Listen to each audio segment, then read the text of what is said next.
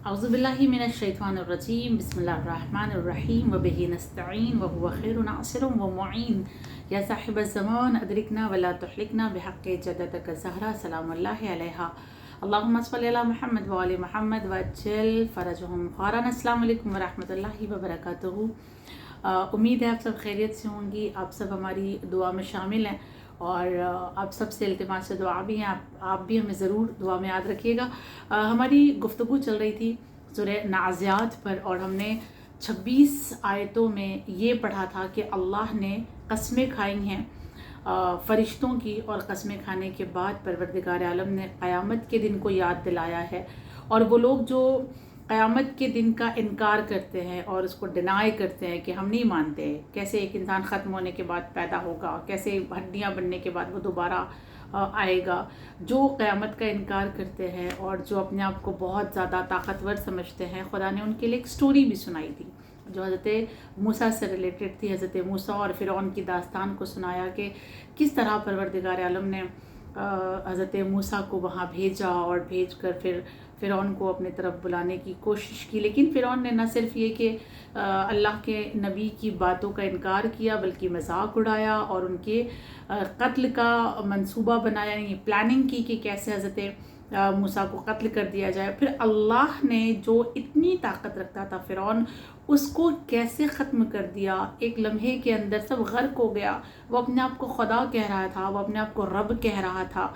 परवरदिगार आलम ने उसके साथ जो किया वो अंजाम उसका खुदा बता रहा है कि देखो इस तरह का अंजाम तुम्हारा भी हो सकता है अगर तुमने क़यामत का इनकार किया, तुमने नबी का इनकार किया, तुमने क़ुरान का इनकार किया, तो ये सब कुछ हो सकता है तुम्हारे साथ भी। और फिर परवरदिगार आलम अब आगे अपनी बात को कंटिन्यू करता है और कंटिन्यू करने के बाद खुदावंद करीम ने वो लोग जो क़यामत को डिनाई कर रहे थे या जो कह रहे थे कि कैसे पैदा होंगे और कैसे एक बार दुनिया से जाने के बाद उठाए जाएंगे और क्या क़यामत और क्या हिसाब और क्या किताब, कुछ भी नहीं होगा, उन लोगों को फिर अल्लाह एक बार जवाब देता है स्टोरी सुनाने के बाद। और अल्लाह अब जो है दुनिया में खुदा ने जो कुछ भी बनाया है, जो कुछ भी अल्लाह की क्रिएशन है, उसमें से खुदावंद करीम मिसालें देकर बताने की कोशिश कर रहा है कि देखो मैंने किस तरह से दुनिया को क्रिएट किया, मैंने कैसे बनाया है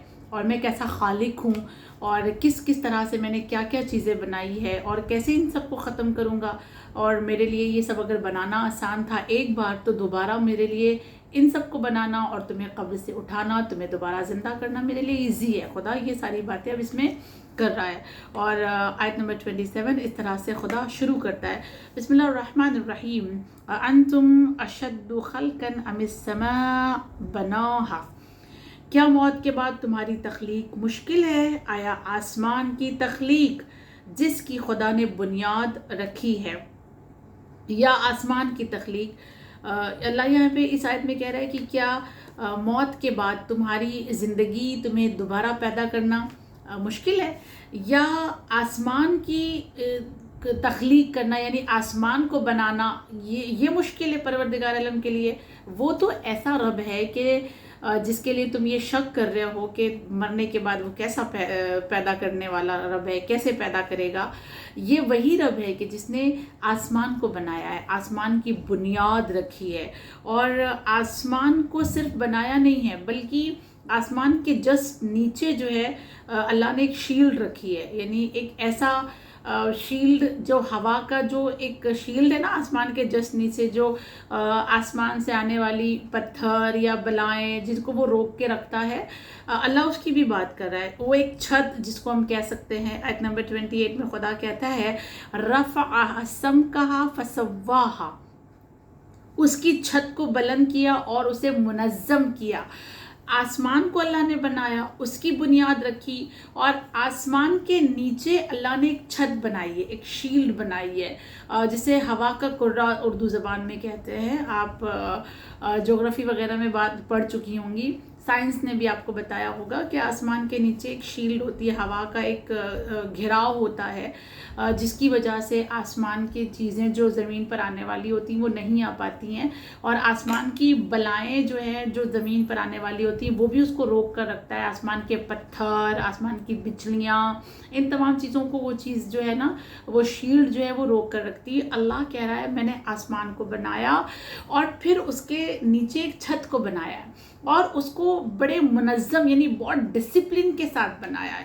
ایک ایسا ڈسپلن ہے آسمان میں اور اس چھت میں کہ دونوں آپس میں ٹکراتے نہیں ہیں، دونوں آپس میں لڑتے نہیں ہیں، اور اللہ نے جس کو جو کام دیا ہے وہ اپنے کام کو پوری طرح سے انجام دیتے ہیں۔ یہ میری کریشن ہے، یہ میں نے بنایا ہے، اور اگر میں اس طرح کی چیزیں بنا سکتا ہوں پہلی بار بنا کسی مطلب کہتے ہیں نا کہ کوئی ایسی چیز نہیں جس کو دیکھ کر میں نے بنایا ہے، میرے پاس کوئی آپشن نہیں تھا کہ میں اس کو بنا کر اس کو بنا دوں، اس کے بنا دوں، یا یوں کہا جائے کہ اللہ کے پاس کوئی ایسی چیز نہیں تھی کہ جس کو دیکھ کر اللہ نے بنایا ہے، وہ پہلی بار بنا رہا تھا۔ تو ٹھیک ہے، اگر پہلی بار میں اس طرح کی چیزیں بنا سکتا ہوں تو، اور میں نے تم کو بھی میں نے بنایا، انسان کو بھی میں نے خلق کیا ہے، تو کیا تم کو دوبارہ پیدا کرنا میرے لیے مشکل ہے؟ میرے لیے بہت آسان ہوگا، میں تمہیں دوبارہ بنا سکتا ہوں، میں تمہیں دوبارہ زندہ کر سکتا ہوں۔ اس کے بعد خداوند کریم آیت نمبر 30 میں پھر ایک چیز کی کا ذکر کرتا ہے، یاد دلاتا ہے، وَأَغْطَشَ لَيْلَهَا وَأَخْرَجَ ضُحَاهَا، اور اس کی رات کو تاریک اور دن کو آشکار کیا۔ اور خدا کہہ رہا ہے کہ میں نے رات کو بنایا جس کو اندھیرا بنایا، اور میں نے دن کو بنایا جس کو اجالے کے ساتھ بنایا۔ یہ کیوں خدا نے رات کو اندھیرے کے ساتھ اور دن کو اجالے کے ساتھ؟ دیکھیں، اگر ایسا نہیں ہوتا نا کہ دن میں اجالا نہ ہو اور رات میں اندھیرا نہ ہو، تو ہماری اور آپ کی زندگی چلنا بڑا مشکل تھا، بہت سخت تھا، ہم اور آپ جی نہیں سکتے تھے۔ کیوں؟ اس لیے کہ دن بھر کی تھکن کے بعد انسان کو رات میں سونا ضروری ہے، اور انسان تبھی سوئے گا جب اسے سکون ملے گا، جب راحت ملے گی، اور جب رات ہو جاتی ہے، اندھیرا چھا جاتا ہے، لوگ اپنے اپنے گھروں میں اس اندھیرے کی وجہ سے چلے جاتے ہیں، تو دنیا میں ایک سناٹا ہوتا ہے، ایک سکون ہوتا ہے، ایک پیس ہوتا ہے رات کی وجہ سے، اور اس پیس کی وجہ سے انسان اپنی مائنڈ کو پیسفلی جو ہے نا سکون دے سکتا ہے، وہ اپنے دل کو بہت سکون دے سکتا ہے، آرام سے نیند لے سکتا ہے، اس کو راحت مل سکتی ہے، دن بھر کی تھکن وہ اتار سکتا ہے۔ اوکے، اب اگر صرف رات ہی رہے اور دن نہ آئے تب کیا ہوگا؟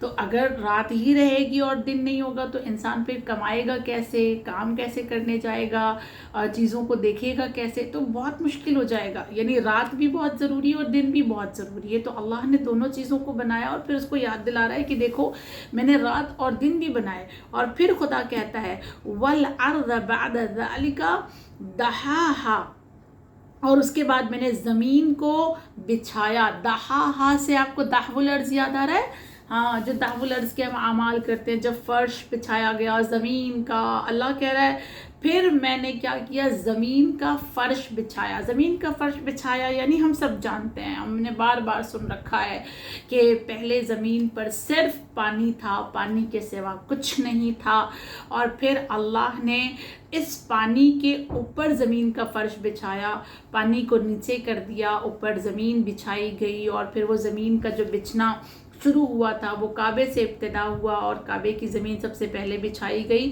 اور اس طرح سے پھر اللہ نے پوری کائنات میں زمین کو بچھایا، جسے دحو الارض، دہا بچھانا، فرش کو بچھانا، بکھیرنا، پھیلانے کے معنی میں آتا ہے۔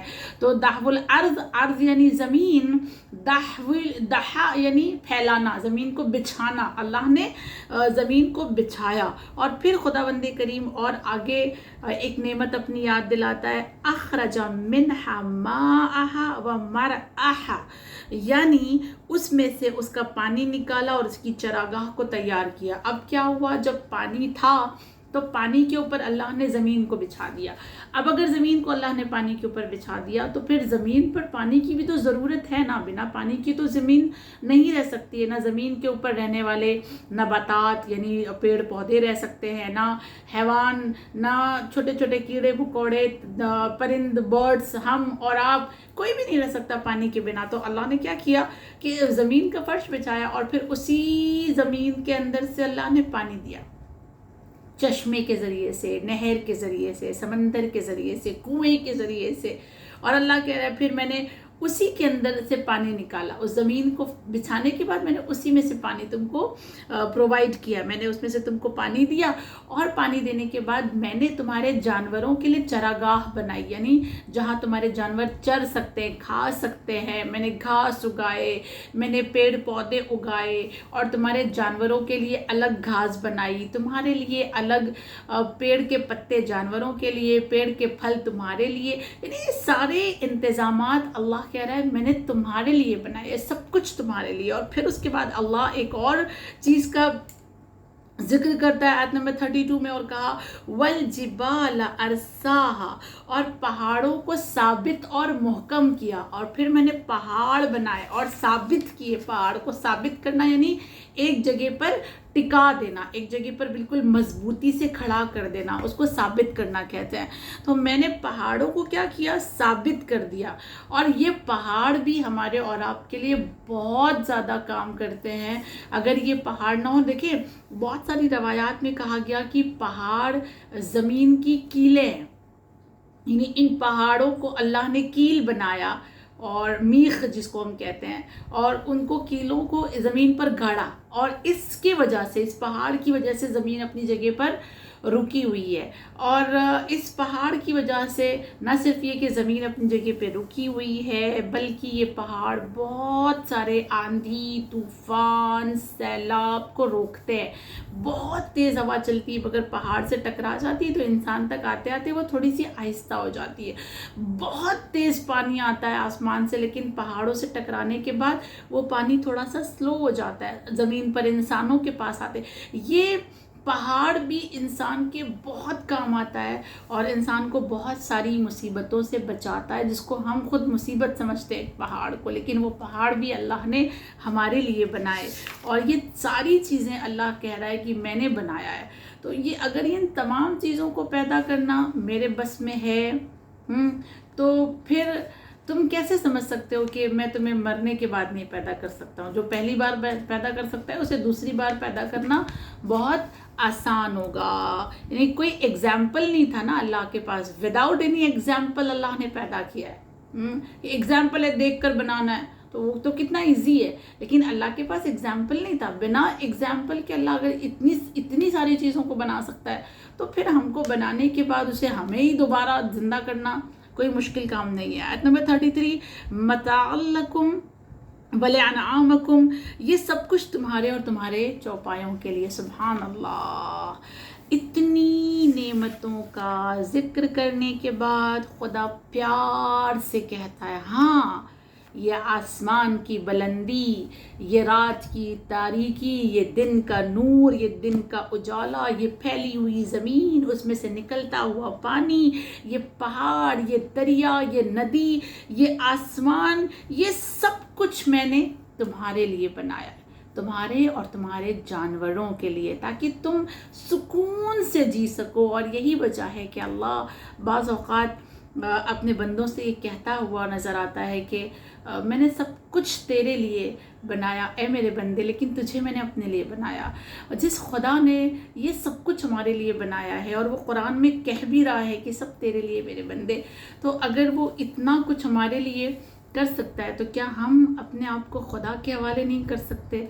बेशक अल्लाह यही चाहता है कि मेरा बंदा पूरी कायनात को ले ले, बस वो अपने आप को मुझे दे दे, यानी उसकी अताअत, उसकी इबादत, उसका इश्क हमारे दिल में आ जाए, बस अल्लाह यही चाहता है। उसके बाद खुदावंद करीम अब ये तमाम नेमतें याद दिलाने के बाद फिर क़यामत पर पलट कर आता है खुदावंद करीम। और फिर जिसका तुम इनकार करते हो, जिसको तुम समझते हो कि नहीं कोई क़यामत नहीं आने वाली है, कुछ भी नहीं होने वाला है, ये सब ऐसी बातें हैं, बस नबी ऐसी कहानी सुना के चले गए, तो ये कहानी नहीं है।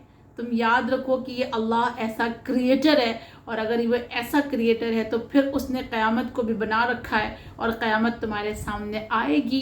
और जब वो आएगी तो क्या क्या होगा, वो कौन कौन से हादसे लेकर आने वाली है, और उस टाइम पर तुम्हारा क्या हाल होगा, वो अल्लाह यहाँ पर अब बयान करता है क़यामत के इनकार करने वालों के लिए। और खुदा कह रहा है आयत नंबर 34 में, फ़इज़ा जाअत ताम्मतुल कुब्रा, जिस वक्त वो अजीम हादसा रोनुमा होगा, वो अजीम हादसा, ताम्मा कहते हैं किसी बड़े ग्रैंड चीज़ को, तो वो एक बहुत बड़ा हादसा होगा। क़यामत का हादसा कुरान के अकॉर्डिंग एक बड़ा हादसा है, एक अजीम हादसा है, इसको कोई छोटा हादसा ना समझे। और अल्लाह कह रहा है कि वो एक ऐसा हादसा होगा जो बहुत ताम्मा, बहुत बड़ा हादसा होगा। और उस मौके पर जब ये क़यामत आ जाएगी तो तुम्हारा ये हाल होगा कि यौमा यतज़क्करुल इंसानु मा सआ, तो इंसान उस दिन अपनी कोशिशों को याद करने लगेगा। कोशिशों को याद करने लगेगा यानी क्या, कि उस टाइम पर जब क़यामत आएगी तो इंसान ने दुनिया में जो कुछ भी किया हुआ है ना, वो सब वो याद करेगा कि मैंने दुनिया में क्या क्या किया था। नेकियां की थी, बुराइयां की थी, हज किया था, ज़ियारत की थी, किसी की ग़ीबत की थी, किसी का माल खा लिया था, किसी को परेशान किया था, किसी पे जुल्म किया था। ये सब कुछ इंसान फिर उस टाइम पर याद करेगा। अच्छा, क्या इन तमाम चीज़ों को याद करने के बाद हमें कोई फ़ायदा पहुंचने वाला है? क़यामत आ गई और क़यामत के आ जाने के बाद अगर एक इंसान अपनी बुराइयां याद कर रहा है, क्या फ़ायदा है उसके लिए? हाँ, कोई फ़ायदा नहीं। क्यों नहीं है कोई फ़ायदा? इसलिए कि तौबा का दरवाज़ा बंद हो चुका है। अब अगर इंसान चाहे भी कि वो दुनिया में लौट कर जाए और लौट कर जाकर वो नेकियां अंजाम दें और अपने गुनाहों की अल्लाह से माफ़ी मांगे, तौबा कर ले, तो उसके लिए एक ही जुमला कहा जाएगा, कल्ला। कल्ला यानी हरगिज़ नहीं, नेवर, नहीं जा सकते तुम्हें जो कुछ भी करना था तुम कर चुके हो। अब यहाँ पर सिवाय तुम्हें हिसाब के और कुछ नहीं देना होगा। हिसाब तो यहाँ पे खड़े रहो, तुम्हारा यही काम है, तुम्हारे नामायामल, तुम्हारे कारनामे जो तुमने किया था ये तुमको दे दिया गया है। और फिर बाकायदा कुरान में सूरह फुरकान की आयत नंबर 27 में अल्लाह ने ये भी कहा है कि वो ऐसा दिन होगा कि इंसान अगर अपने दांत से अपने दोनों हाथ भी काटेगा ना, तब भी अल्लाह उसे कोई मौका नहीं देगा, कोई फ़ायदा नहीं पहुंचेगा। क़यामत के आने के बाद हर इंसान सर झुकाए शर्मिंदा खड़ा होगा। और फिर उसके बाद आयत नंबर 36 में खुदा कहता है, वबुर्रज़तिल जहीम लिमन यरा, और जहन्नम हर देखने वाले के लिए आश्कार हो जाएगी। यानी उस टाइम पर जितने भी लोग वहाँ पे खड़े होंगे, चाहे वो नेकी करने वाले हों, चाहे वो बुराई करने वाले हों, हर एक को जहन्नम नज़र आएगी, दिखाया जाएगा। नेकी करने वालों को भी जहन्नम दिखाई जाएगी, बुराई करने वालों को भी दिखाई जाएगी। जैसे कि एक सवाल किया गया कि जो पुल सिरात है वो जहन्नम के बिल्कुल नीचे है ना, जहन्नम के ऊपर एक पुल बनाया गया है, उस पुल के ऊपर से हर एक को गुजारा जाएगा, नेकों को भी गुजारा जाएगा, बुरे लोगों को भी गुजारा जाएगा। सवाल ये पैदा होता है कि क्यों नेक लोगों को इस पुल से जो जहन्नम के ऊपर बना है वहाँ से नेक लोगों को क्यों गुजारा जाएगा? भाई जहन्नम से नेक लोगों का क्या वास्ता है? मोमिनीन का जहन्नम से क्या रिश्ता है, क्या रिलेशन है? दोनों को आपस में उन लोगों को वहाँ से गुजारना ही नहीं चाहिए। तो उसका जवाब ये दिया गया कि इसलिए जहन्नम के ऊपर से नेक लोगों को गुजारा जाएगा, ताकि जब नेक लोग जहन्नमियों को देखें तो वो शुक्र करें अल्लाह की रहमत का, और जो दुनिया में उन्होंने किया है उस पर शुक्र अदा करें कि अल्लाह तेरा एहसान है कि हमने क़यामत का इनकार नहीं किया था और हमने नेकी की थी, और अल्लाह के बिल्कुल करीब जाए, अल्लाह की रहमत का शुक्र करें और उस टाइम पर वो अपने दर्जात को और बुलंद कर सके। एक वजह। दूसरी वजह, नेक लोगों को इस जहन्नम के ऊपर से इसलिए भी गुजारा जाएगा ताकि वो जो जहन्नम में जल रहे हैं वो इनको देखें, और इनको देखने के बाद वो हसरत करें, हसरत आह भरें कि ऐ काश हमने भी ऐसा अमल किया होता तो आज हम भी गुजर गए होते। और इस तरह से उनका जिस्म तो जल ही रहा होगा, लेकिन इन लोगों को इस पुल से गुजरते हुए देखकर उनका दिल भी जलेगा। यानी अल्लाह उनको मज़ीद तकलीफ़ देने के लिए जो जहन्नम में हैं नेक लोगों को उनके सामने से गुजारते हुए जन्नत में लेके जाएगा, ताकि इनको फिर हसरत हो कि ऐ काश हमने ये किया होता, और इनका दिल जले जैसे इनका जिस्म जल रहा है। तो ये अल्लाह ने एक सिस्टम रखा है, एक निज़ाम रखा है कि परवरदिगार आलम हर एक को जहन्नम दिखाएगा, हर किसी को जहन्नम देखना है। फिर उसके बाद देखने के बाद क्या होगा, हर कोई उसमें नहीं जाएगा, हर कोई जहन्नम में नहीं जाएगा। जैसा भी हमने आपको बताया कि गुजरने वाले गुजर जाएंगे और गिरने वाले पुल से वो गिर जाएंगे, जो जहन्नम में गिरने वाले वो गिर जाएंगे, और जो नेक होंगे वो गुजर जाएंगे देखते हुए, लेकिन देखेंगे सब।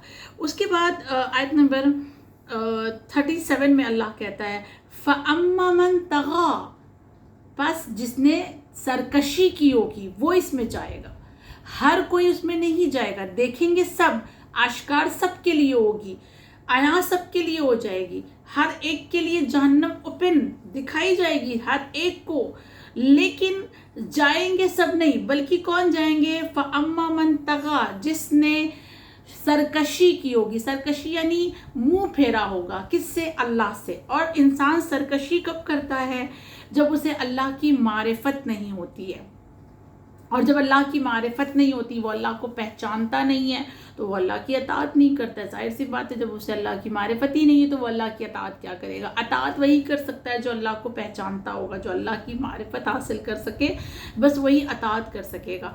तो जो गुमराही के रास्ते पे चला गया, जो सरकशी कर रहा है, वो जाएगा जहन्नम में। और सरकशी की वजह क्या होगी, वो क्यों सरकशी करेगा, आयत नंबर 38 में बताया गया वआतरल हयात दुनिया, सरकशी की वजह ये होगी कि उसने दुनिया की ज़िंदगी को मुक़द्दम रखा, यानी उसने आखिरत को पीछे समझा और दुनिया को प्रायोरिटी दी, और दुनिया को पहले समझा, फर्स्ट दुनिया को समझा, बाद में आखिरत को समझा नहीं समझा, यानी आखिरत को ध्यान ही नहीं दिया बिल्कुल। और सब कुछ वो जो कुछ भी कर रहा था सिर्फ दुनिया के लिए, दुनिया को कमाने के लिए, दुनिया मिल जाए, दुनिया मिल जाए, ये मिल जाए, वो मिल जाए, और दुनिया को जमा करता रहा, दुनिया की आरजू में जीता रहा, दीवाना हो गया दुनिया को जमा करने में। और इस कदर फिर वो दुनिया को जमा करता रहा कि आखिरत से गाफिल हो बैठा, और जब आखिरत से गाफिल हो बैठा तो फिर उसका अंजाम क्या होगा, उसका अंजाम जहीम, जहन्नम की भड़कती हुई आग में उसे डाला जाएगा। जैसे कि आयत नंबर 39 में अल्लाह ने कहा फ़इन्नल जहीम हियल मावा, और उनके लिए क्या है, फिर मकाम उनका क्या है, जहन्नम है, वो उनका ठिकाना हमेशा के लिए क्या हो जाएगा, जहन्नम, वो जहन्नम में डाल दिए जाएंगे। और इसी के लिए जो है इमाम सादिक़ अलैहिस्सलाम की हदीस भी है बहुत ख़ूबसूरत, और इमाम बाक़र अलैहिस्सलाम की भी हदीस है कि ये इंसान जो करता है ना, जो सरकशी करता है, अल्लाह की मारिफत हासिल नहीं करता और अपने नफ्स की पैरवी करता है, जो अपने नफ्स की पैरवी कर ले, जिसके कंट्रोल में उसका नफ्स नहीं हो, वो बहरहाल सरकश हो जाएगा।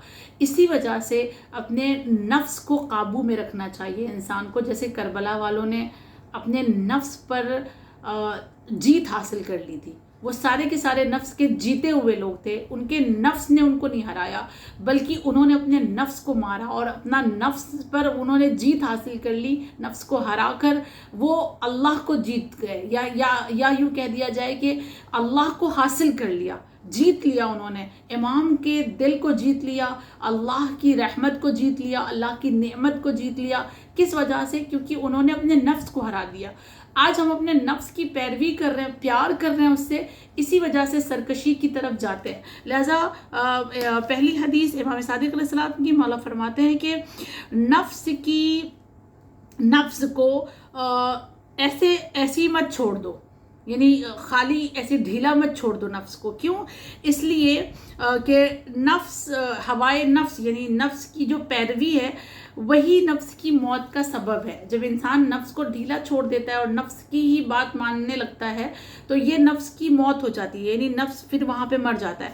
और नफ्स को उसके हवा के मुकाबले में आज़ाद छोड़ देना उसकी बीमारी है। यानी नफ्स को अगर हमने छोड़ दिया, उसको कंट्रोल नहीं किया, तो इसका मतलब हमारा नफ्स बीमार है। और हमारी नफ्स की बीमारी अगर हमें हो जाएगी तो फिर हम कभी भी कामयाब नहीं हो सकेंगे। और फिर मौला फरमाते हैं लेकिन नफ्स को कंट्रोल कर लेना नफ्स की दवा है।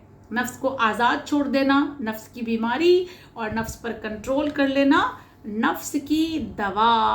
अब ये हमारे ऊपर है कि हम अपने नफ्स को बीमार रखना चाहते हैं या जो बीमार है उसको दवा देना चाहते हैं। अगर दवा देना चाहते हैं तो उसको हम कंट्रोल कर लें, अगर कंट्रोल कर लेंगे तो फिर हमें बहुत आसानी हो जाएगी अपने नफ्स पर गलबा हासिल करने या जीतने में, नफ्स पर हम जीत जाएंगे। दूसरी हदीस इमाम बाक़र अलैहिस्सलाम की, मौला फरमाते हैं जन्नत परेशानियों, सब्र और डिटर्मिनेशन में गिरी है। यानी जन्नत अगर इंसान को चाहिए तो याद रखिए कि जिसको जन्नत में जाना है उसे परेशान भी होना होगा, उसे सब्र भी करना पड़ेगा, और सब्र के साथ साथ उसे मुश्किलात में बड़ी डिटरमाइन होकर खड़ा होना पड़ेगा, इस्तिकामत के साथ उसको खड़ा रहना पड़ेगा।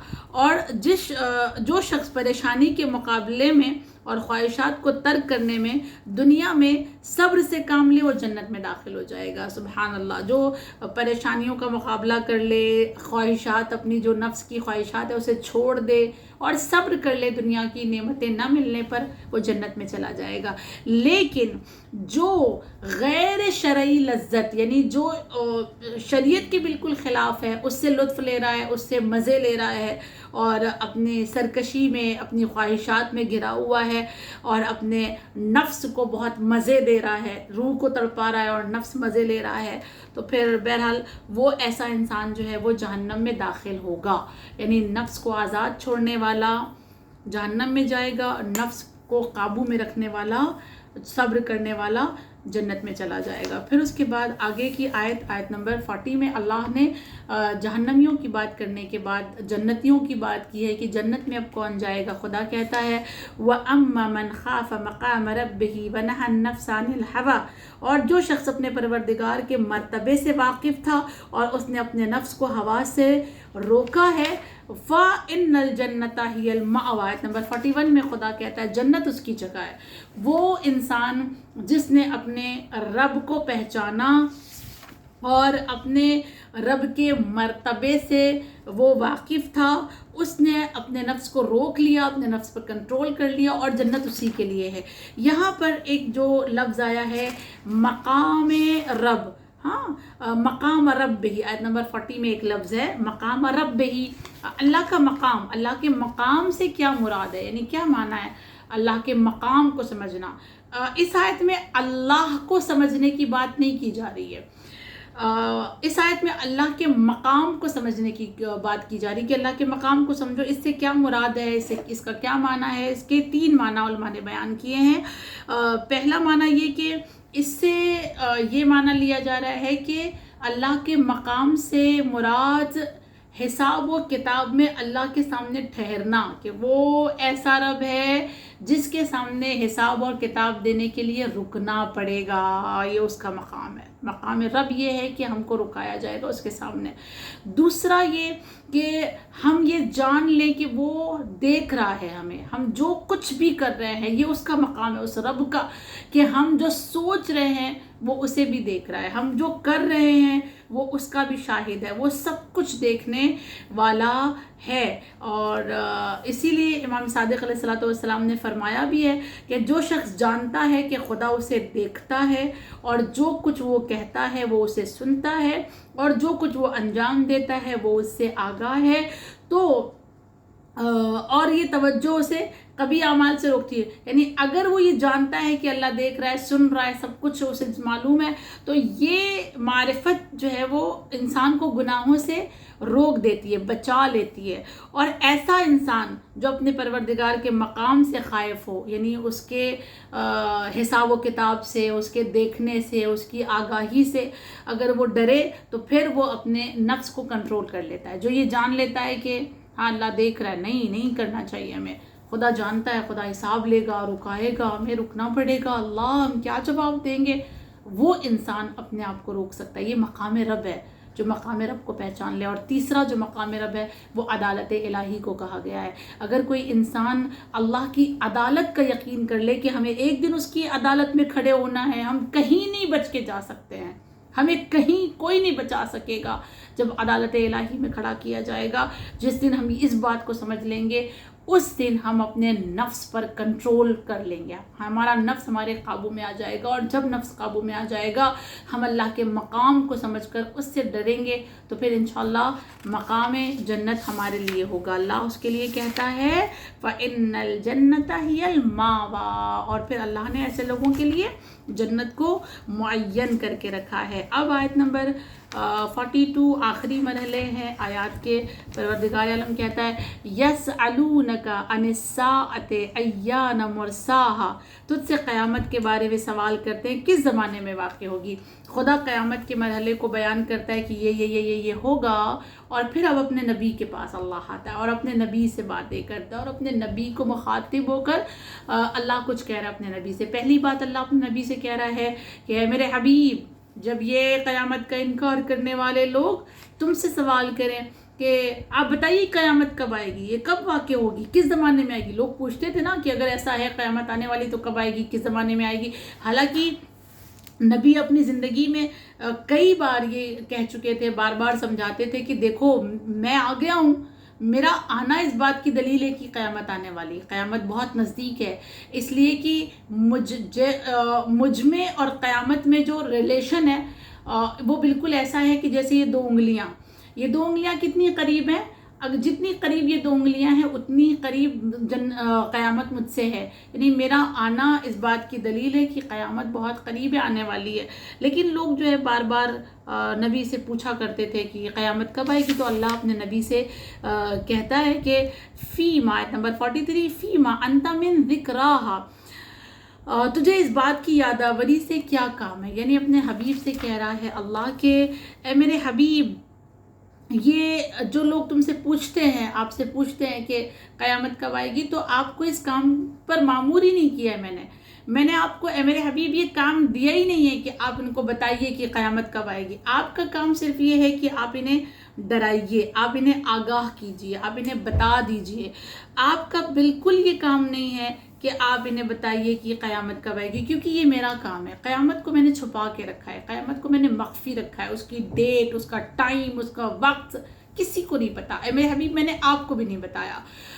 कुछ बातें ऐसी भी है ना कि नबी इल्म गैब के मालिक हैं, लेकिन अल्लाह कुरान में कहता है कि मैंने जितना इल्म गैब अपने हबीब को दिया है बस वो उतना ही जानते हैं, जो मैंने नहीं दिया है वो नहीं जानते हैं। और रवायात ये कहती है कि अल्लाह ने अपने हबीब को भी क़यामत के बारे में नहीं बताया है कि वो कब आएगी।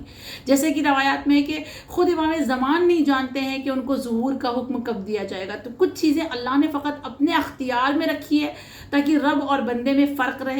और खुदा यहाँ पे यही कहता है कि तुम्हें बताने की ज़रूरत नहीं है, और मैंने तुम्हें बोला भी नहीं है कि तुम ये बताओ कि क़यामत कब आएगी। तुम्हें सिर्फ मेरे हबीब मैंने इसलिए रखा है ताकि तुम इनको हक़ और बातिल बताओ, सही और गलत बताओ, रास्ता दिखाओ, तुम बशीर और नज़ीर हो। बस तुम्हारा इतना ही काम है कि तुम डराओ और बशारत दो।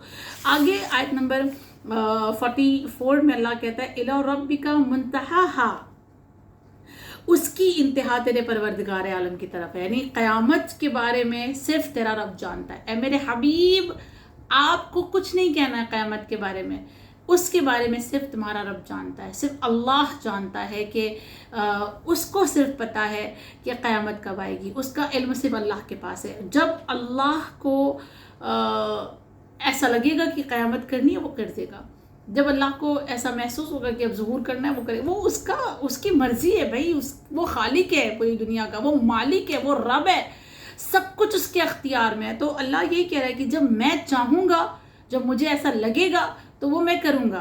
तो आपको किसी को जवाब देने की ज़रूरत नहीं है। इनसे कह दो कि क़यामत का अख्तियार अल्लाह ने सिर्फ अपने ऊपर रखा हुआ है, किसी को इसका अख्तियार नहीं दिया हुआ है। ना उसकी कोई डेट बता सकता है, ना उसका कोई टाइम बता सकता है, ये सिर्फ अल्लाह जानता है। उसके बाद खुदा कहता है नंबर 45 में इन्नमा अंसा मुनज़िरु मन यख्शाहा, तुम्हारा काम है मेरे हबीब सिर्फ लोगों को डराना है और जो उससे डरते हैं। सुभान अल्लाह, मेरे हबीब आपका काम ये है कि आप लोगों को सिर्फ डराइए और उनको डराइए जो डरते हैं। जैसे अल्लाह कहता है कुरान में ज़ालिकल किताबु ला रैब फीह हुदल लिल मुत्तकीन, ये वो किताब है जिसमें कोई शक नहीं है और ये हिदायत है قرآن کیا ہے؟ ہدایت ہے، مگر کس کے لیے؟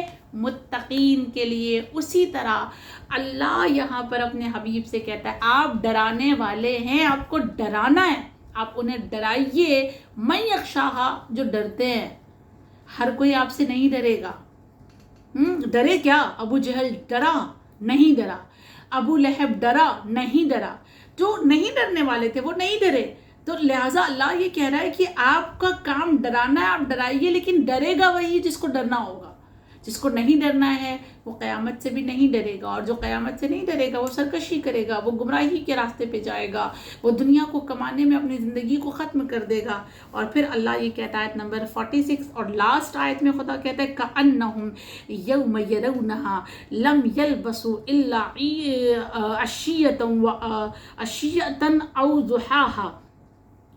وہ اس دن جب قیامت کو دیکھیں گے تو اس طرح محسوس کریں گے کہ گویا ان کا توقف دنیا اور برزخ میں سوائے عصر کے وقت یا صبح کے وقت سے زیادہ نہیں تھا۔ اے میرے حبیب انہیں چھوڑ دیں، جو لوگ نہیں ڈرتے ہیں انہیں چھوڑ دیں، جو بار بار سوال کرتے ہیں کہ قیامت کب آئے گی انہیں چھوڑ دیں، آپ کا کام نہیں ہے یہ بتانا۔ جب قیامت آ جائے گی اور انہیں اٹھایا جائے گا، انہیں زندہ کیا جائے گا، انہیں اللہ کے سامنے کھڑا کیا جائے گا، تو پھر یہ لوگ اس ٹائم پر ایسا فیل کریں گے کہ اللہ جو دنیا میں ہم رہ کر آئے ہیں وہ تو صرف ایک عصر کا ٹائم تھا، چند گھنٹے یا صبح کا ٹائم تھا۔